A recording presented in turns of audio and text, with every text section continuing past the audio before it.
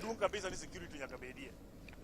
Wadhi kaunti ma Mombasa kama bende wayudo kanyo ni sechegi ma bende koro oganda jo Kenya osechako timo ikruok mopogore weche mag siasa. Onagi kaunti ma Mombasa ne jobago romo kendo walo jago ma bende giwacho ni biro telo negi e weche mag siasa kaachiel kod chenro mag dongruok mag oganda.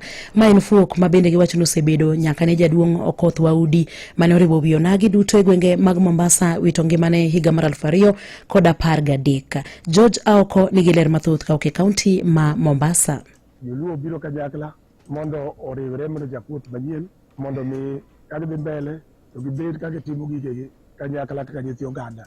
Koro wuotho chakore manyien. Manopol Odhiambo ja ohala e kaunti ma Mombasa mane owal kaka jago mabiro telo ne oganda Luo kendo bedo jaloso margi e chenro mopogore ka dhowadh nam chumbi. Gab maduong' mwaneno mwadwa cross en ni bedo ni ji osepogore osetamwa yudo kombe mag kisiasa mwadwa bedo e Mombasa ka mondo mi wabed kaka jomoko bedo ma jogo kora Mombasa ka. E romono mane obagi e od bura ma Kisauni, dongruok korka weche mag siasa kaachiel kod ohala gin weche manotwagie matut. Weche makii mwadwaro madongo, achiel kuom gin political, mar ariyo en economical, mondo gibed gi economic empowerment, mondo dongruok obedie economically.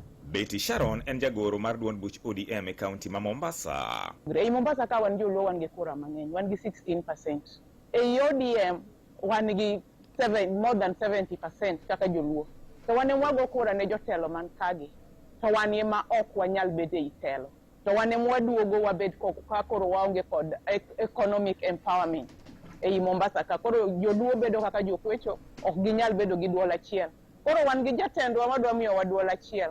Wach mabende ne osir lwedo gi jaduong' Odieny Wakaya. Kech waneno ka chama mantiere mar ODM nago wato wanonagi. Chama mar ODM nago wato wanonagi. To wabiro chung' dichiel ni Paul Odhiambo Pasakon ema koro waketo mbele. Kato wachak waketo Betty Sharon kaka secretary. Obed ni gin jotendwa mamalo mochung' wane party, obed ni gin jotendwa mawuok kamoro amora, wachung' mongirore ni sani koro wapangore maber.